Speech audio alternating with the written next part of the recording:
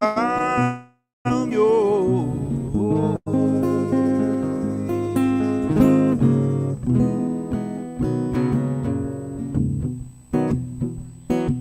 You just gave me the go ahead. Welcome, everybody. I'll start with a song about vulnerability and accepting that sometimes things don't go your way. It's called Movie Poster. Well, I don't usually write songs like this, but I got this feeling I can't dismiss. See, I've been afraid, played the part too long, chasing perfection, wondering why I went wrong. But life's not like a movie poster. It's a stop, start, fall apart roller coaster. So stand up tall, you can't win them all, and you don't always hit the notes you're supposed to. You don't always hit the notes you're supposed to.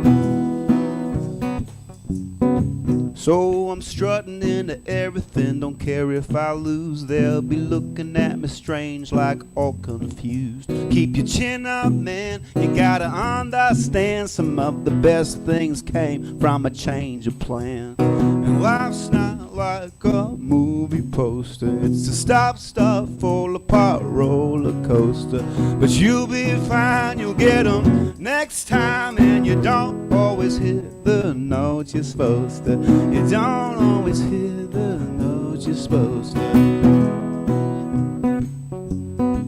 It's not a selfie stick or a get rich quick. It's not a headline, no, you can't rewind. Nobody shows their deleted scenes. It's the highs and the lows, but mostly in between. So keep lending your hand and humming your tune. You could reach for the stars and fall for the moon. There's people hurting and the world's gone berserk. Won't you breathe with me, 'cause our lungs still work. Take a deep breath, everybody. Release the breath. And life's not like a movie poster. It's a stop, start, fall apart roller coaster. But I'm okay, it just wasn't my day. And you don't always hit the notes you're supposed to. You don't always hit the notes you're supposed to. Well, I don't usually write songs like this, but I got this feeling I can't resist. I was too busy wishing for my destiny. I was missing all the magic right in front of me. Don't do that, don't do that. Hey, happy Sunday, everybody. Please welcome our guest reverend today, Reverend Sarah Adams. Thanks for being here. Thank you.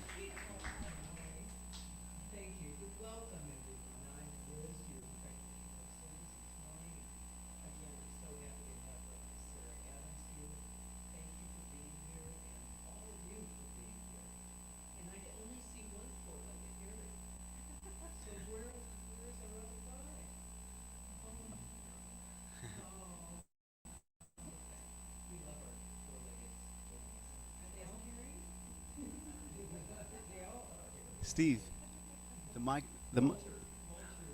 the mic level. They're a little hot. Yeah. Hold it a little bit further away. Closer. Oh, okay. Yeah. Yeah. So good morning. It's so good to have friendly faces that I see, and I'm so glad we're here rather than being there, Avocado Festival. Ah. I mean, once you've been, I guess that's enough for a lifetime. At least that's my opinion. Anyway. And thank you for the music, you guys. It's wonderful. I'm still echoing here. Okay. So what I want to do this morning, besides welcoming you and having you all be here, is to say thank you, first of all, for joining in and being here. And I'm going to turn it over to Reverend Sarah for the thought of the morning and the question of the morning. So. Okay. Marilyn and I were just talking about this, but actually I think Lee and I intuited it before. And my question is how to be more present in the moment, in the midst of all that is human, all that is happening, all the detours because of festivals, or the human experiences of loss or setback, or life not turning out like it's supposed to, or what you thought. So how do we practice being present and being in our fullest expression in the moment? That's the question. Okay. Yeah. Let's start with Jim. Okay. Good morning. For me, a lot of it is just becoming aware of when my mind is off track, right? When I'm thinking about something in the future or the past. But music is actually a great test of that, because if you start thinking ahead or worried about what just happened, you're going to mess up. So music kind of forces you to have to be present, and that's been a really nice experience. For me, it's about, it's been this long journey of just understanding how the mind works. I used to be on autopilot. Mike, I think this microphone's still pretty hot. Just through knowledge of my psychology and understanding that this primitive mind that we have has is that still on? So am I on? Am I completely off? All right. It's happening. The evolution of the mind is that it's a powerful mind. Now that I understand my mind is powerful, it's always trying to figure out this beautiful puzzle to get me to thrive the best. That's how our minds work. And a part of that thriving and that puzzle considering is anxiety. We evolved with these brains that help us solve all these puzzles, but it's overly powerful. And so when I remember that my psychology is just this result of my organism of my body just going, hey, look at this, worry about that. That got our ancestors through trouble. But if I can know that that's just this mechanism that my animal has, and step back, like Jim says, step back from that and go, I've got all that puzzle thinking, monkey mind's going. It's part of the deal. And if I can just step back and remember that there's also this presence I can have, as well as worrying about the future and worrying about the past, that just helps me. So it's basically the knowledge of how the mind works through the great thinkers and the great scientists and researchers over the years. Thank you. Marilyn? Liz, sorry. That's all right. We do have Marilyn, too. For me, I agree, monkey mind, so meditation. And if I'm not in a position at that point to meditate, I realize particularly through Michael Singer's work of The Untethered Soul, of which our book study is all about, is that my mind is always on. It's always chattering. It's always giving me information based on my life experiences, as well as it just, as these senses come in, it's telling me, oh, it's hot. It's always going. So realizing that, to listen and not listen, to be an observer of my own mind, helps me be in the present moment. Also touching, like if I'm at a kitchen counter or a chair, just being grounded and touching what's underneath me or what's around me, actually in a sensory touching grounds me, because I know yesterday is gone and tomorrow's a dream. And that's where my mind gets triggered and keeps the chatter going, is when I step back or in the future. So my happy place truly is in this moment in time, and finding that more and more is joyful. Thank you. I think for me, it's being aware, noticing when I'm in that place. There's a concept that I think Brene Brown introduces called foreboding joy. For me, it's like when things are going really well, somehow I think the other shoe's going to drop, And so I can't even be present to the joy right then.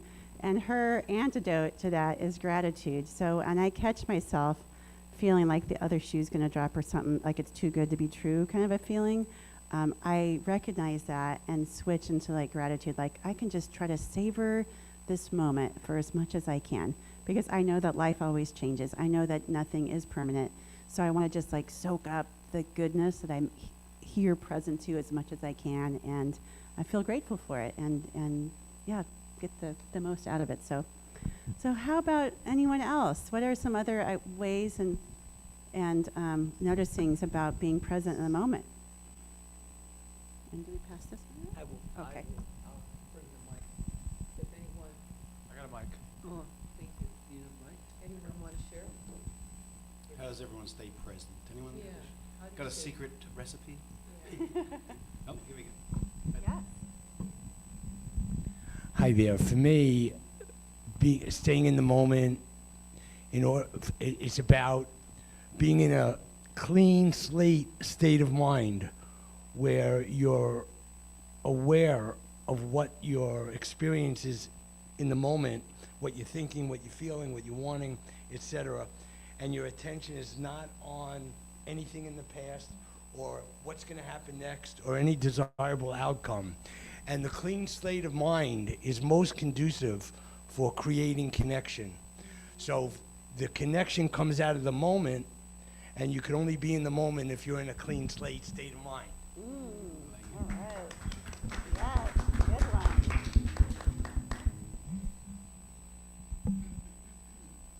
Hello. Yeah. Anyways, I live my life by a number. There's a couple of mantras I find that help me live my life. And Deepak Chopra had in one of his books, Seven Spiritual Laws. It's a great book. If you haven't read it, it's really a good book. And he states in that book that the past is history. The future is a mystery.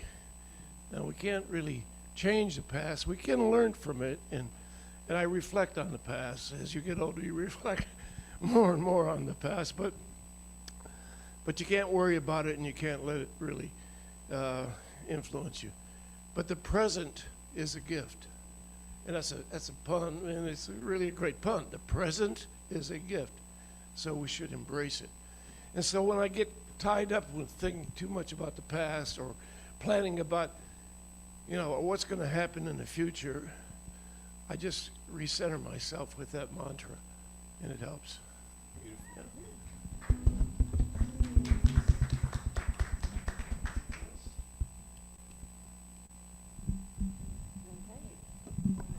Thank you.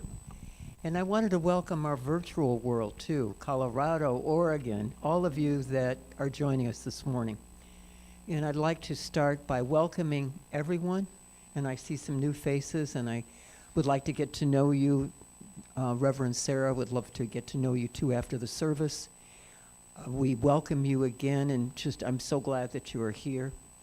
And what I'd like to do is, as I said, start with prayer so that we are anchored in this precious present moment. This precious present moment. How beautiful is that? So if you choose to close your eyes, that's great. So today, we take a deep breath in and just let it out. And just let everything of fear, anxiety, all the future thoughts, the past thoughts, to anchor into this moment, this moment of prayer, this moment of unity together, where we feel and sense the presence of the divine. So no matter what path you're on, we welcome you. We welcome you, and we respect whatever that path is. And that's the beauty of Hilltop. We are a welcoming, inclusive home for all that desire to live a better life, a higher life, feeling that divine spirit that resides within each of us. And I am so grateful that we're all here this morning with Reverend Sarah Adams and with the beautiful music of Lee and Jim and all the greeters and everyone that participated in this beautiful service. May we feel uplifted. May we hear the words and have the music move us to bring in that recognition that we are all that essence of God within us. And that is our highest self. And that is the self that I want to grow and lead my life in not only feeling the joy of this precious present moment, but to live it and let that light out to the world, to all those that are suffering, and even the ones that are not, that they may too feel a light and a love in this present moment. So I release these words into that universal mind of God, and knowing that all is well that we are in deep gratitude for everyone being here, for participating in this beautiful Hilltop Center. And with deep gratitude, together we say, and so it is. And so for the reading this morning, I've picked something that moved me from the Native American, no source specifically known, but I love the teachings of the Native Americans because they center me in respect for the earth and for so many things that we overlook. The stars, the sun, Mother Earth, Grandmother Earth, Grandmother, Father, Mother. And it goes like this. If we look at the path, we do not see the sky. We are earth people on a spiritual journey to the stars. Our quest, our earth walk, is to look within, to know who we are, to see that we are connected to all things, that there is no separation, only in the mind. And so it is. So now we'll do 3 minutes of silent meditation, maybe taking in these words or whatever allows you to feel this present moment.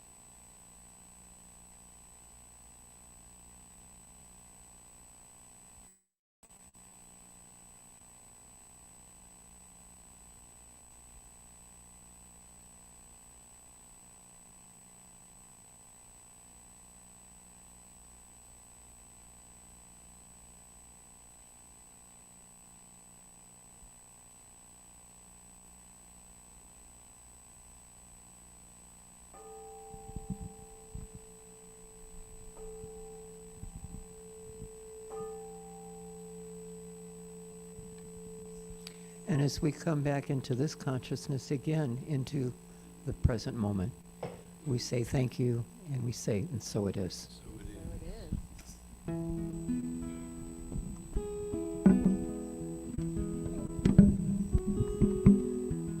So I believe next week we'll be celebrating springtime in a big way with Reverend Guy. But today I just want to close out this winter with this beautiful ballad from the 80s that is so much deeper and should be played all the time than just the 80s soundtrack hit. Some say love, it is a river that drowns the tender reed.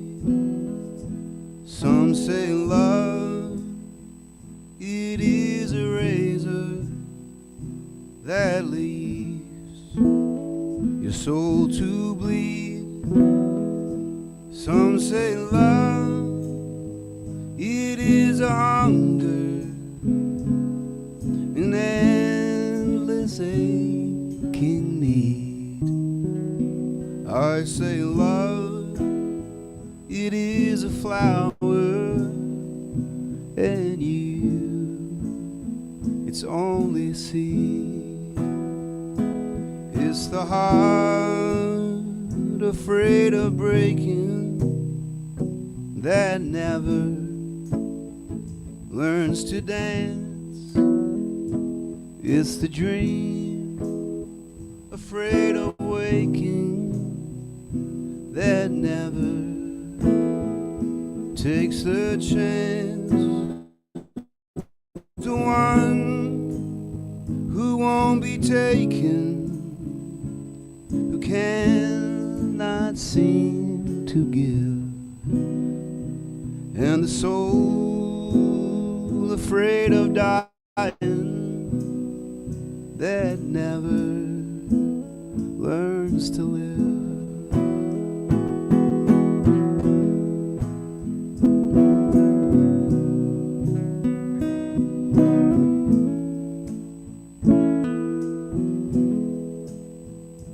When the night has been too lonely and the road has been too long, and you think that love is only for the lucky and the strong, just remember in the winter, far beneath the bitter snow,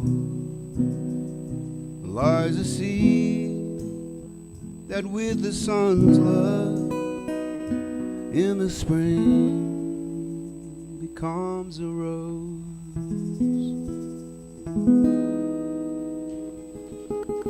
Bette Midler, of course. Please welcome our guest reverend today, Sarah Adams. Thanks for being here.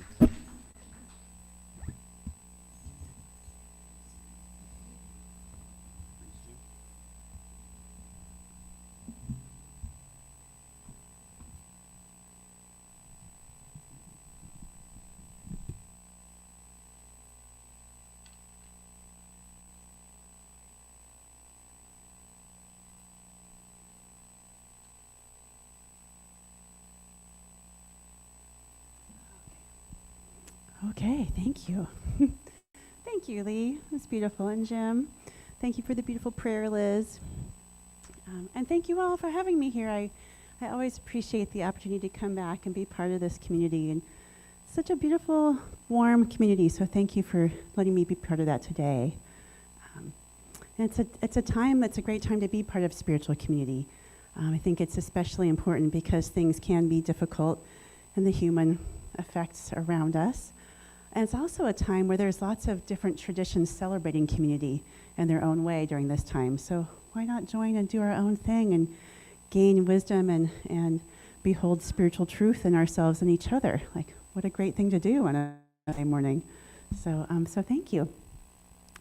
So I am happy to talk about this time of year and all the different traditions happening. And I listened to the talk last week, and I heard Rev Guy gave his trigger warning. Like he said the word G-O-D, and that can be triggering for some folks, and that's fair. There's been a lot of abuses done in the name of God, or whatever people interpret as God, through the lens of power and so that's fair. But there's also been people finding greater spiritual truth and liberation through the experience of their humanity over thousands of years as well. So why not gain some of that wisdom for ourselves? I think that is, when I think about that, when I think about scripture, sacred stories, like, I don't know if it literally happened, that back then I wasn't there, right? None of us were there. But the more I read different stories from different traditions, the more I see that people have been peopling and people-y for thousands of years.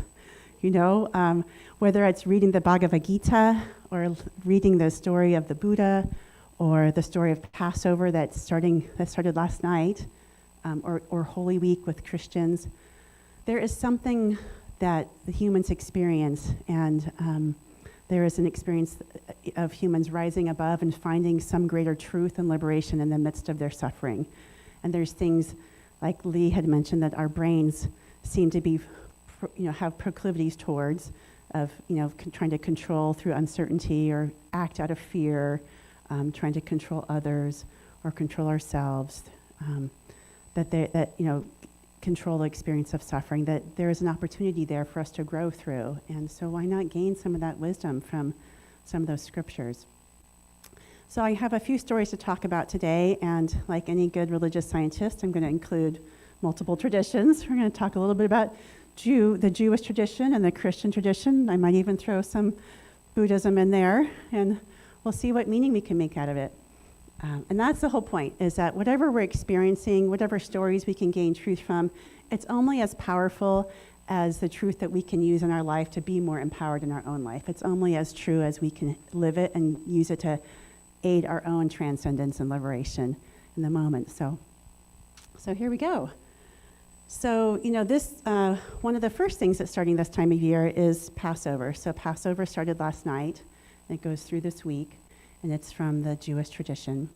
And it's a story of a people feeling the experience of enslavement and suffering and bondage, and going through a process of, and a path towards liberation and freedom. They were, Hebrew actually meant slave in that language in that time. And it's really about an experience of a people coming to understand that there is a higher truth, there is a higher consciousness, and that consciousness is always true, regardless of where they're at, and they can rely on that to be true for them in whatever vision they have of freedom, that there's a consciousness that they are in relationship to that, and that relationship, that conscious recognition of that presence can lead to a path of freedom.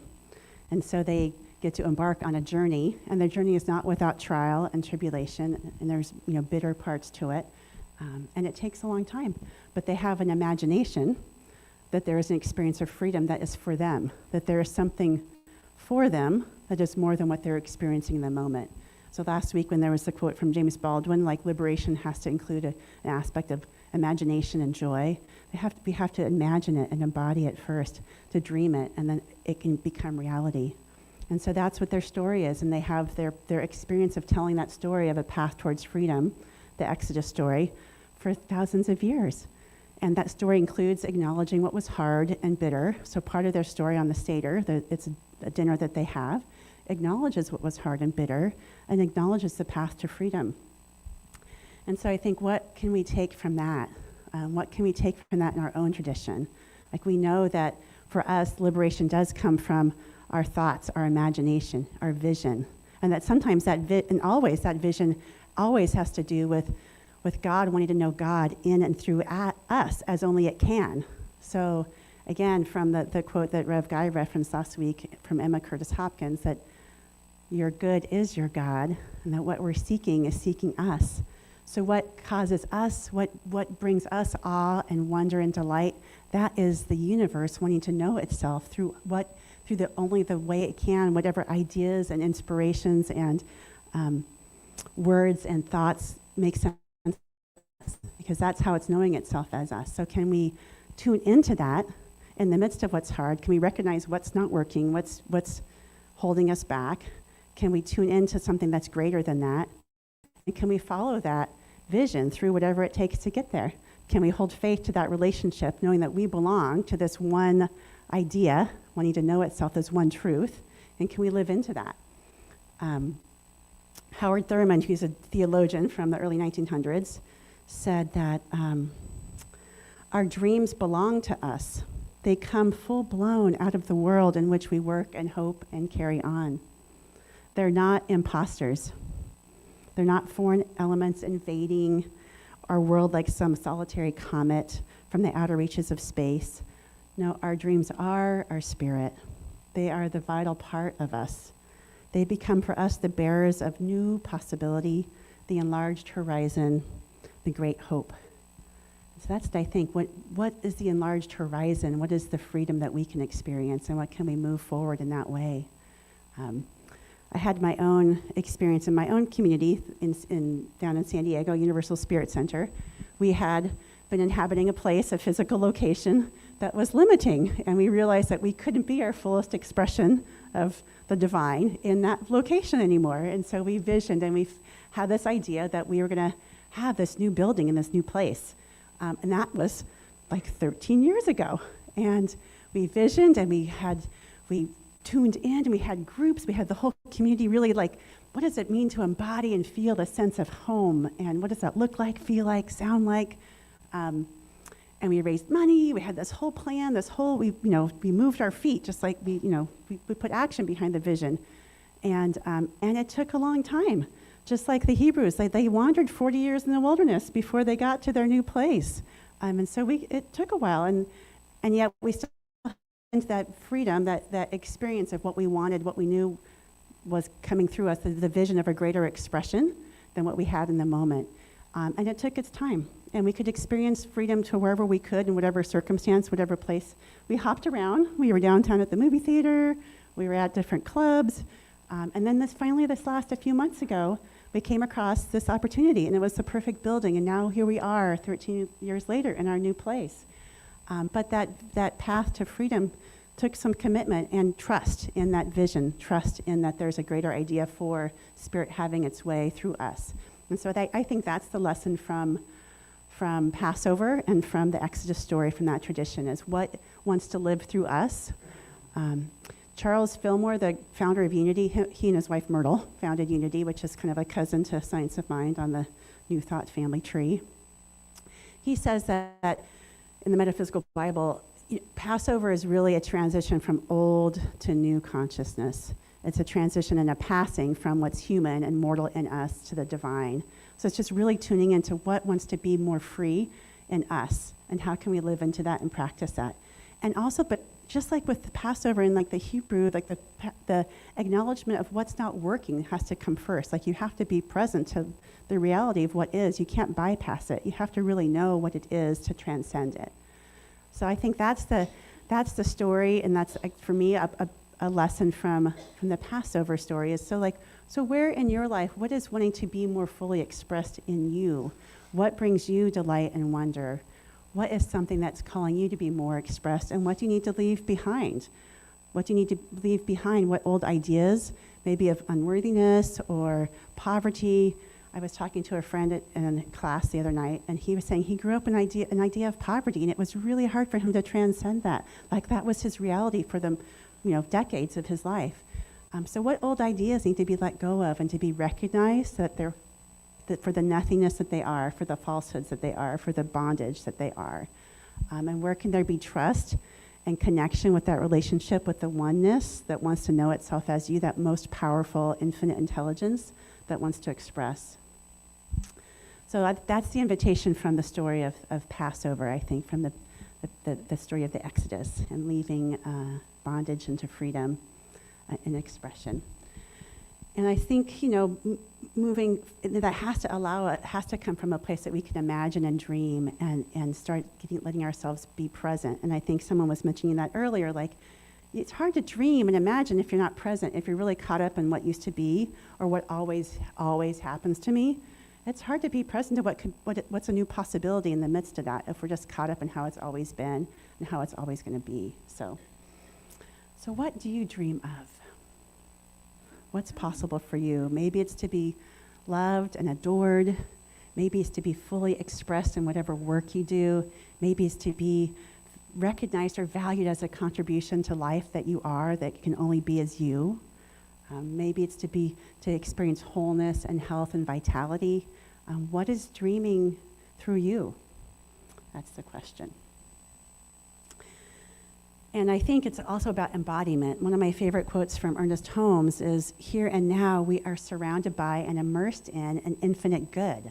And how much of that good is available to us? All of it. And how much of it do we have to use? As much of it as we can embody." So it's really about like embodying. What does it feel like to be in your most free, authentic expression? What does that feel like? So that's my take from Passover, my invitation from you from that story. The next main story that's happening at this time of the year is the Easter story. That's from the Christian tradition, right? And so today is Palm Sunday. And, I don't know, 1,500 years later, Jesus comes around, and he has a different experience of freedom, where the Hebrews needed to really trust that there was an infinite good for them and to pursue that and to wherever it led them. Jesus' experience is that there is an infinite love right here in the midst of all of our humanness, no matter how we show up, no matter what our expression is, what our gender, what our background, how much of a jerk we've been. All of it is open and accepted and welcome to the table. And that was his life, and his love and the presence of oneness, that we belong to that, is more present and more true than any other story or any other external trapping of power or control. So it was really a story of like being present to that and trusting that experience regardless of what's happening, and really going into the midst of the human experience rather than leaving and going somewhere else to experience it. So on Palm Sunday, he's riding into Jerusalem on a donkey. He's purposely avoiding or purposely flying any as of power status, because at the end of time, Pontius Pilate's riding in on this beautiful steed with all the trappings of empire and technology and weaponry that they could show. And he's purposely showing like he is present. He doesn't need any of that because he is present in his place. He is present in the oneness that he is. And also he's present to what the truth is, regardless of what others expect of him. Because at the same time, I think people expected and wanted him to be a king. They were this is first century Palestine, under a Roman Empire oppressive force, right? So they're being persecuted. They wanted somebody to be a king, to be a political power, to get rid of their persecution and suffering. And that wasn't what he was about. That wasn't what he was here for. So he had to be true to what he knew, regardless of what they expected or wanted him to be. And so it's like and so he's riding into Jerusalem knowing that he's been a thorn in the side of the empire. He's been flaunting and dismantling their structures of power and hierarchy. He's a threat to that. And he's a threat to his own people, to the Jewish hierarchy as well. So he knows he's going into a situation where he's going to experience the worst of human fear and oppression and suffering. He knows he's likely to be arrested and killed and made an example of. And yet he's trusting his path and his expression and his oneness with God, regardless of what's happening, in the most human way. He's probably going into, our worst human fear is death, right? And so that's the experience of Easter, is like being present to that and knowing and living into that truth that's more true than any other experience, regardless of what's happening. The truth of us, the truth of our identity, is infinite love, intelligence, the energy of love that just happens to be in a human expression right now. And we can trust that and know that that's our true identity, beyond death, beyond human form, beyond time and space. And it's not without doubt. He also was real and present with what's happening. He also had his experience like in the Garden of Gethsemane, and he had doubts and fear and wanting God to take away this suffering and this potential. But he also was willing to surrender and let that go and be present to the higher truth.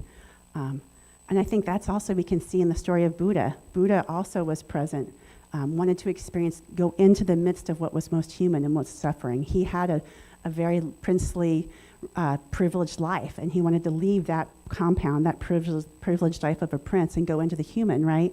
And his final enlightenment was sitting under the Bodhi tree and inviting, Mara to tea, inviting all of the experiences of fear, doubt, all of the worst that we can imagine, and just being present to that and knowing that we're present to that truth that's more true than the appearance of all of these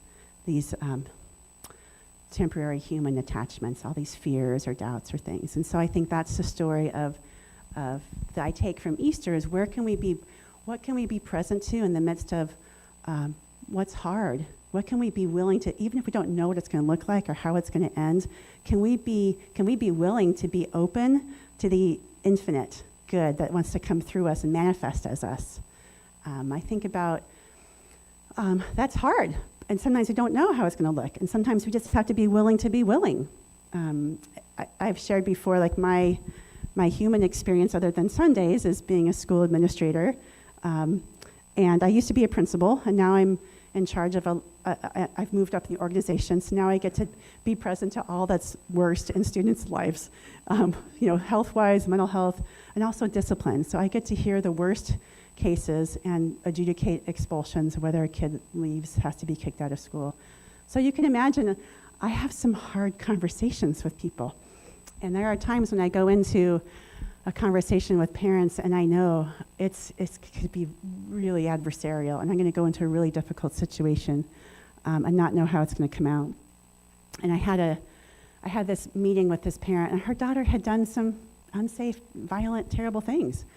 But I also knew that she was very adversarial, and she had just like shredded staff before, just eviscerated them with her anger, and she would bring lawyers and advocates, and it would be very contentious. So I was preparing for this meeting with no small amount of anxiety on my own, like not knowing how this is going to go. And something in me remembered, like, I don't know how this is going to go, but I surrender to the experience and just invite love and wisdom to be with me, however it's going to be, because I have no idea how this is going to go, but I can at least control on my part, what can I be present to?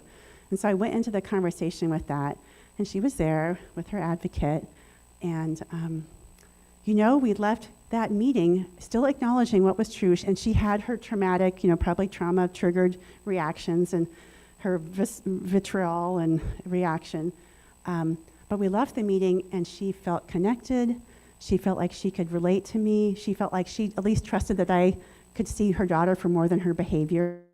And she could acknowledge that her daughter had to have consequences for the behavior, but she wasn't, we didn't leave as adversaries, we entered. And I felt like that was for me trying to bring in the Christ consciousness, like that possibility of what could be, the invitation to be aligned with love and wisdom into like the most human, the most difficult, the most potentially yucky human experience. And so I think that's what I take. I mean, the traditional Easter story is more about transcendence, which that's true too. I mean, absolutely, right? Life is eternal, and Jesus showed that too. But I think the more powerful interpretation is that we can have that presence of love, intelligence, and wisdom, that is already in and as us, and we can bring that into the most human, the most challenging, the most suffering, and be open to having it transform us, be open to having it allow us to have a greater experience of itself through that experience. That's the most empowering message I feel I can take from the Easter story, and so that's what I'm inviting us to do today. Like, where can you imagine or be willing to bring that experience so that you can imagine that your freedom, your most fully expressed, beautiful self, how can you invite that to be a possibility in the midst of what's most difficult for you right now? And you may have no idea how that could come out, how whatever the circumstance you're in could transform. But when you're willing and open to have that be, you're creating the possibility for it to manifest as you. It couldn't manifest if you didn't have an opening to imagine and allow it to be through you. So I think that's the empowering idea through this whole experience. And I think even like the experience of Christians, the fact that they were being persecuted by empire, like they were able to take a symbol of persecution and torture, like crucifixion, and they completely co-opted it. So, 2,000 years later, we don't remember the Romans being jerks and oppressive a-holes. We remember like the cross being a symbol of like freedom and transcendence. And I think, wow, how empowering is that? So how can we be that same empowering presence of like making an empowering meaning and opportunity for transcendence in whatever we're experiencing. I think that's the opportunity there. So yeah, where can you invite the one mind, the one intelligence, the one love to transform you and whatever you're experiencing, to be more, to allow the infinite to be more of itself as only it can through you.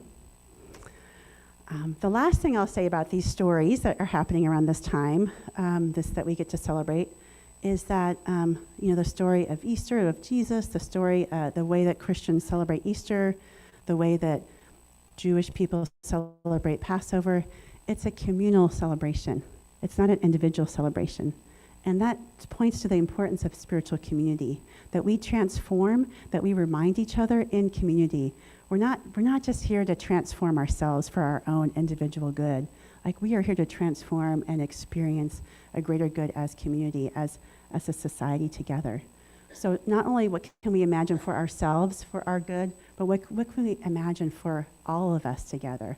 What can we imagine our society right now as Americans? What can we imagine? What can we bring into? What consciousness of love and intelligence and wisdom can we bring into what's happening around us and the world around us?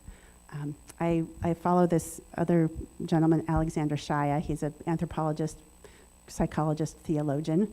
And he talks about how the evolution of Christianity flowed, but he talked about the early church, which is before empire co-opted Christianity, and Easter became about sin and shame and guilt. Before that, it was a community celebration of all the diverse experiences of Christians coming together and celebrating the experience of love, that Jesus was an experience of love. And they traveled and did what they could to experience that together as a celebration of the experience of oneness, and to recognize whatever barriers, whatever old ideas had been keeping them from the experience of love, they could invite that to move through that so that they could open up to a greater experience of love. And so that's what I think the last thing I will say is that not only is this an opportunity for us to transcend and move through times for ourselves, but it's an opportunity for us to move together and see where can we let go of judgments, where can we let go of old ideas about how it always is, about the other, about those folks who voted differently from us, about those folks who identify differently than us. Where can we notice the barrier to love and freedom in ourselves, and where can we be present to having that barrier removed for others? Yes? Yes. Okay, well, thank you. I will close with I always like to close with a prayer just to anchor ourselves in consciousness. So let's just take a moment and breathe in and feel and sense this oneness, this one idea that's wanting to know itself and to be free and liberated in and as us. So I know that experience is the only thing happening. It is the one idea that's always present, never absent. It is the only thing happening all the time. And so I know that it is happening with its exquisitely beautiful love and presence right here and now as each of us individually. I know it's happening as us, as a collective, as a community in our world. And so I know and anchor in this powerful truth that there is love and freedom and peace and wholeness right here and now for all of us. That we step into that we are a great experience of that, and that we are a channel for that to expand its experience in and as our lives and the lives around us. I'm so grateful to know this, and so grateful to feel empowered and know that this powerful truth is always true. It's more true, more powerful than anything else. So I say yes to that. I say thank you. And so it is.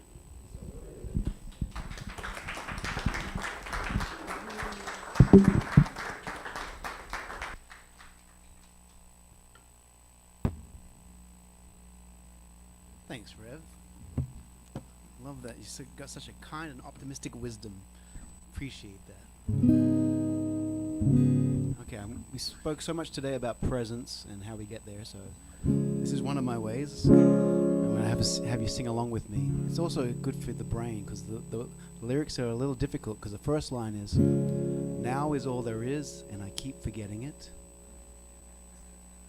And then the next line is, now is all I have and I will remember. So it changes a little bit, so it's good for the brain. Now is all there is and I keep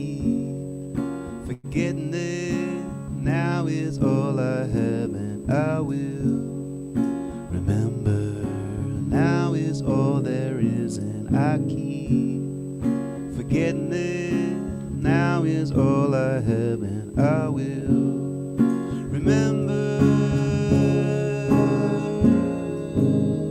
Remember again. Remember. Remember. Remember.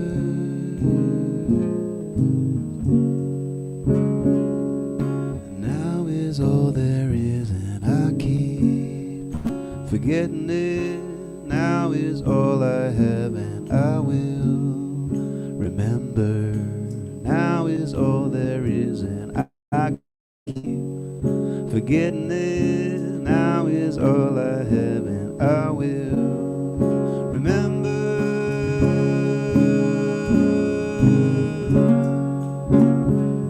Remember. Remember.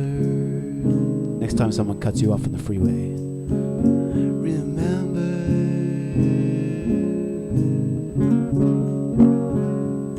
Now is all there is, and I keep forgetting it. Now is all I have, and I will remember.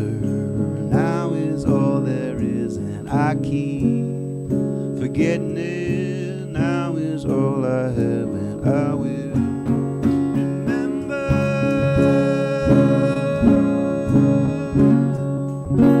Remember.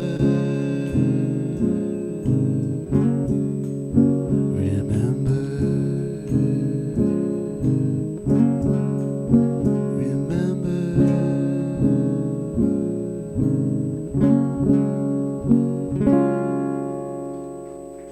You sound beautiful. Don't forget. Don't forget. It's so easy to forget. Absolutely. Beautiful. Now is all there is, and I keep forgetting. Yeah. Now is all I have, and I remember. Beautiful. Talk about being in the present moment. And, I was struggling one night. Yeah. I just came up with that. And Yeah, that helps. that's beautiful. Oh, that helps me. Let's see. And then remember, and remember. So now is our time for conscious giving, and what that means to me is a flow of energy back and forth to this beautiful spiritual center that I call my home, Hilltop. And thank you for all participating and being here and sharing in the community that Reverend Sarah spoke about. Outside. I love it. Join in, part of the community. So if the flow of conscious giving is giving back of our talents, whether that be financial, our energy, the greeters, the people that help in the kitchen, that everybody that participates in making this a wonderful experience. So if you choose to give, hold your gift to your heart. And my prayer is that as we give, it comes back in so many ways, that realizing that the support of Hilltop is just a small part of our world, and giving is an experience of generosity, of freedom, of liberation. And so today as we give, we know that our gifts will be used in so many beautiful ways. And we say thank you. And so it is. People coming through, coming through, coming through. People like you and you and you. You didn't have to, but you do, but you do. You keep on coming through, coming through, coming through. Yeah, you. Yeah, you. Thank you. Yeah, I'm singing.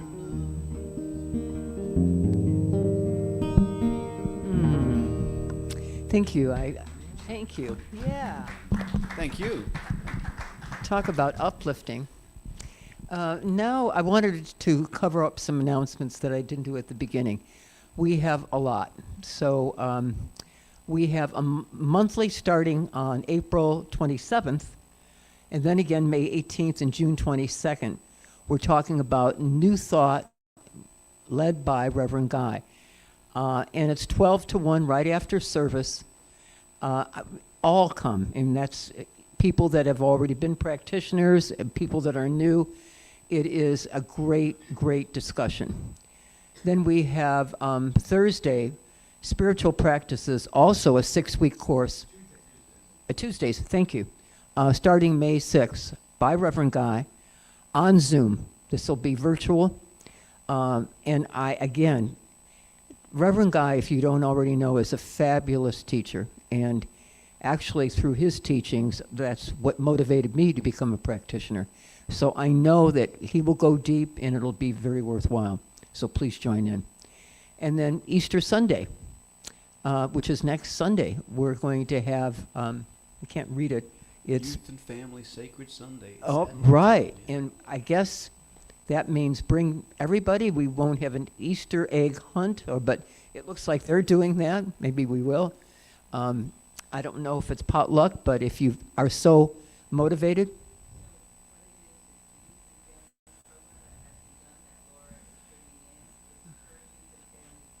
Okay.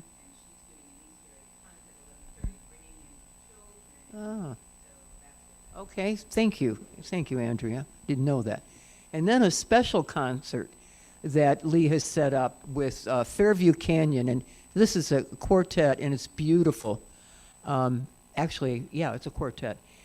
Soft music from the 60s, 70s, cover songs, not Emerson Lake, but Crosby, Stills, and Nash. They're doing their own original music. It's going to be a lovely Saturday afternoon on May 3rd from 4 to 6. And the tickets are very inexpensive, $20, and with the $20 you also get a free drink. Beer, wine, water, and it's promised to be lovely. I've seen them many, many times. And if you want a mellow Saturday afternoon experience, please come. It'll be very lovely. And we have an open board meeting, which is this Monday. Anyone's invited. We have transparency with our books and with everything that we're doing in matters of the church. So please, if you want to be a part of it, we invite you to come. And that'll be at 6 o'clock here at Hilltop. And the last thing is, first of all, we have, Jim, do you want to talk about your son? Okay, well, Sunday morning meeting, the Dow, with Jim from 9 to 10 before service. And today is our last book study for The Untethered Soul, which we will start after we have 15 minutes of refreshment. And we are going to start up again in a couple of weeks, which we will tell you about, with the second book of Michael Singer, Living Untethered. And it's wonderful. We're all really going beautifully deep. And the last thing, of course, is always, the gift shop, beautiful things in there. I know Andrea has purchased some really interesting things, so stop by and take a look. It's really lovely. And of course, prayer, which is what the foundation of our whole belief system is on. And we have many ways that you can pray, or request prayer. There are cards in the back. You can write out if you want some privacy. You can ask for prayer today, Andrea, myself, any other, I said for practitioners. And we will start our service, our book study about 15 minutes after eating. And if anyone wants prayer, we probably won't have a prayer circle today. Please come up to me or Andrea, and we'd be happy to pray with you. So that's it. And thank you, Reverend Sarah Adams. A wonderful, thank you. Yeah. Thank you for being here. And of course, Lee and Jim and everyone that participated. Thank you, Mike and Steve back there, and the greeters, and all of you. So with that, I'm going to ask Reverend Sarah to close us with prayer. Okay. All right. So let's take a moment and take a deep breath. Just taking that deep breath of now, feeling present in the moment, feeling open to that divine idea, that universal impulse to know itself uniquely, beautifully, magnificently, right where each of us is. I know there is a divine idea happening. I know that it's loud and it's clear. It's moving through us through wonder and awe and possibility and presence.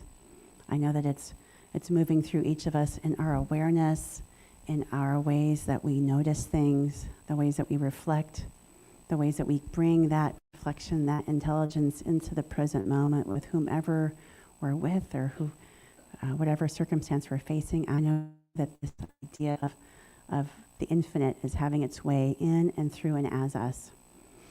I'm so grateful to know this. I know that this carries us through the rest of our day and on into our week. And so I say yes. I say thank you. I let it be and release it to its greatest manifestation. And so it is. So it is. Thanks very much, Sarah. You're welcome. If you want change, you gotta do what you oughta. Chop that wood and carry that water. If you want change, you gotta do what you oughta. Chop that wood and carry that water. Oh yeah, yeah, yeah. Well, it's not clear, but I'm just like you. I've been over here pointing fingers too. If you want change, you gotta do what's good. Gotta carry that water, chop that wood. If you want change, you gotta do what you oughta. Chop that wood and carry that water. If you want change, you gotta do what you oughta. Chop that wood and carry that water. Oh yeah. Well, everything I do is part of this earth. Step by step, I'm gonna add some worth. We can feel afraid, but you can't deny it. We feel at ease when we help each other try it. If you want change, you gotta do what you oughta. Chop that wood and carry that water. If you want change, you gotta do what you oughta. Chop that wood and carry that water. Oh, yeah. Because we're all together. Because we're all together. Yes, we are. We're all together. Sing with me now. We sing. We're all together. Yeah, we are. We're all together. Well, we should get together and sing these songs, but it's gonna take more to right these wrongs. I'm gonna know my history. I'm gonna do someone a favor, treat myself better and trust my neighbor. If you want change, you gotta do what you oughta. Chop that wood and carry that water. If you want change, you gotta do what you oughta. Chop that wood and carry that water. Oh, because we're all together. Yes, we are. We're all together. Singing on a Sunday. Sing, we're all together. Yes, we are. We're all together.